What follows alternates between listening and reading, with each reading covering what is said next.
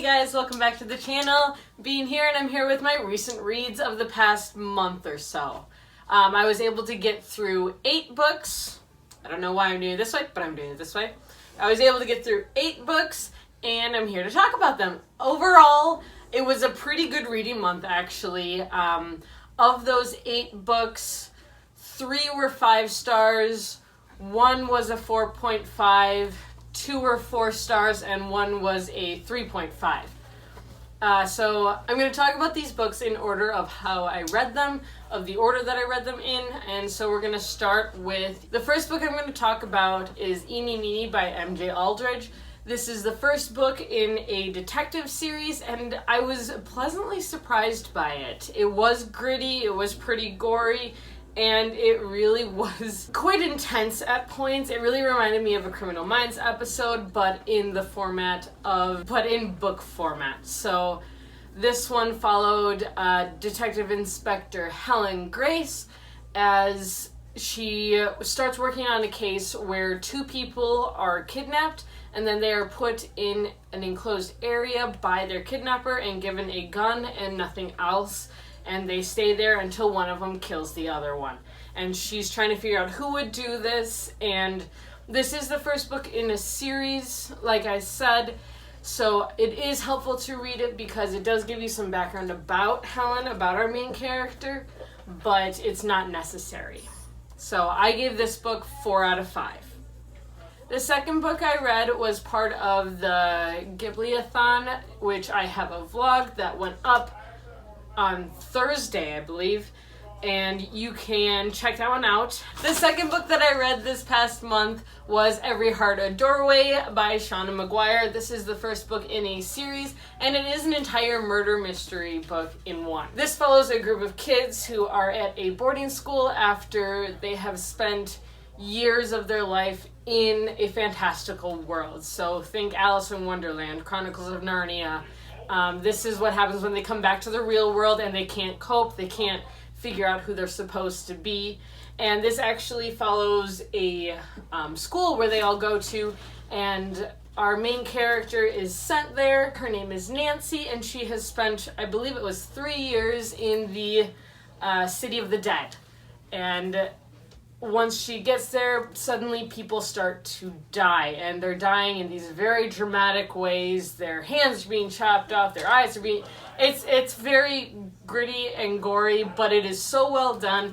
It's only 160 pages, and the entire mystery is in here. You get attached to the characters, and I really can't wait to read the next one. The next book that I read was Howl's Moving Castle by Diana Wynne Jones. This is a reread for me, and I absolutely loved it just as much as I did the first time.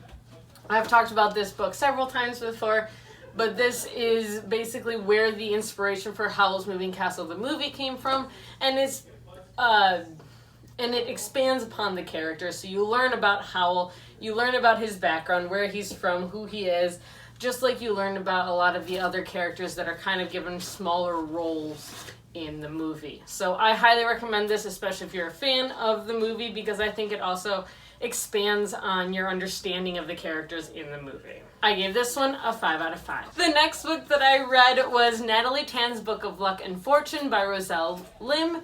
This book was a arc that I was sent, and I was a bit cautious about it, but when I got through it, I absolutely loved it. It is definitely a feel-good book about a woman named Natalie who moves back home after 7 years of being away.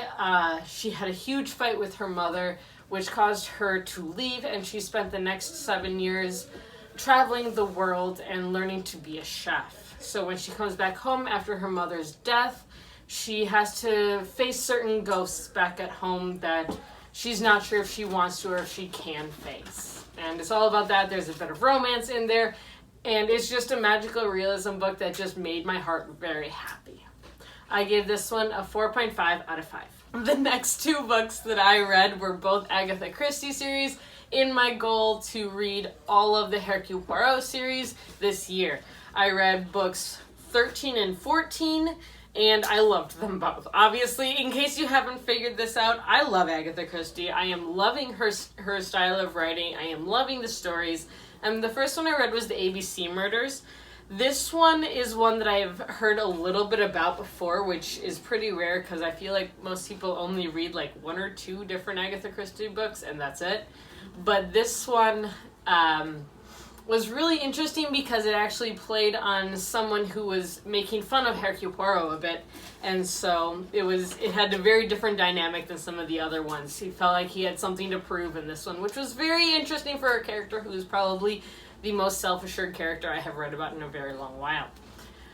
Murder in Mesopotamia, on the other hand, was also a very good one, but it took place kind of similar to the Murder on the Orient Express book, and it actually takes place before that one, which is a little weird since it's after it in the series, but they talk about it. It's a whole thing. Basically, this book, Hercule Poirot happens to be in Mesopotamia while this crime takes place, and it's all about how someone in a locked room was able to be murdered. There is a lock on the door, there's only one entrance in, and her window was locked, so they don't know how she was killed, and Poirot has to figure it out. I think it's really well done. It was a fun murder, and I did have an inkling about this one, so I did have a feeling as to who did it, but it did take a little while for me to figure it out. I gave both of the Agatha Christie books 5 out of 5. The next book that I actually read while we were on vacation, and that was Wicked Saints by Emily A. Duncan, and I gave this book a 3.5. I know that Callie read this before me, and she did not like it, and I kind of understand where she's coming from with this, because I did also have the audiobook playing for the first half of this book, so that way I could understand the names, because they do throw you off. They're very Russian names, and so for someone like myself who has no history with the Russian language, it was confusing as all heck. So I'm very glad that I had the audiobook there in order to help me get through the names and help me figure out how things were said. I think this book was actually pretty well done. It was action throughout the entire thing, basically kind of non-stop action. I wasn't the biggest fan of our main characters, but they were human enough that they weren't perfect, and I think I really liked that aspect of this. This book follows our main character, Nadia, who hears the voices of the gods in her head, and it also follows a prince who is starting to doubt whether or not he agrees with the war that's going on, that has been raging for like centuries, like forever and ever. And it also follows someone they call a monster, who is basically Malachi, who is, I don't know how to describe Malachi other than he's kind of an ass, but then he's also a really confused, adorable cinnamon roll with an S. And I don't know how to talk about him, unless, I guess you could kind of compare him to the Darkling a little bit in Shadow and Bone series in the Grisha trilogy, because he kind of reminds me of that sort of like, you really like him, but he's not the good guy and you know it. He's very dark, and I think his character is probably my favorite. I found the prince to be super whiny, but from what I have understood from other books, princes are generally pretty whiny. Sorry, but they are. So this book, I did enjoy it, actually. It kind of surprised me. It did take me a little bit to get into this book, because the first, third of it I found to be very...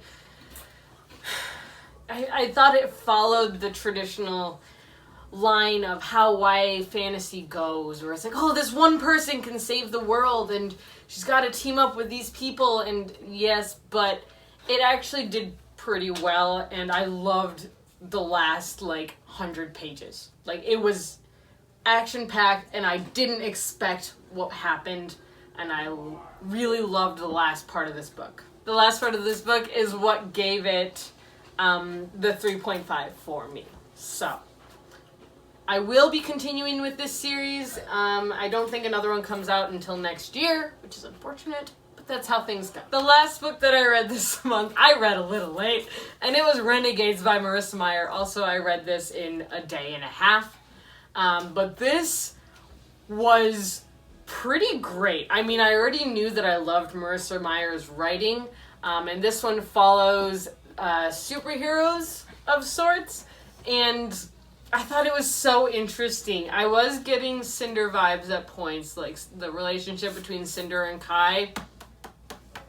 It's in here too, but it's a little different, but it's still, I really enjoyed this book. It was a fun read. I did kind of predict parts of what was going to happen, but I was also surprised at points too. So that was kind of refreshing. And like I said, Marissa Meyer has this wonderful writing style that just draws you in, and reading a 600 plus page book suddenly doesn't seem like that much of a chore because she's an amazing writer. So I gave this one a 4 out of 5 stars. We will be having a discussion about this book because this was our book of the month for June here on the channel. I'm not entirely positive when that one's going up because I'm really bad with dates, but it should be going up pretty soon. And I don't want to give much away because we will be having a full discussion about this book. All right, and now currently I have just started Naturally Tan by Tan France, and this is a autobiography by Tan, who, if you've seen the new Queer Eye, he is our fashionista, and he is wonderful, and I love him, and I would love to meet him, and I'm about 15 pages into this, and I love him even more now. So, yes. This is what I am currently reading, and that's all I have for you today. If you want to, now is a perfect time to hit the like button or subscribe if you want to see more of our videos coming up. You can hit the bell icon below to be notified whenever we post videos, which is Tuesday, Thursday, and Sunday. So be on the lookout for more. Our July book of the month is going to be Bloodleaf by Crystal Smith. So if you want to read along with us, please just let us know in the comments, and maybe we can do like a group chat or something like that. That would be pretty cool.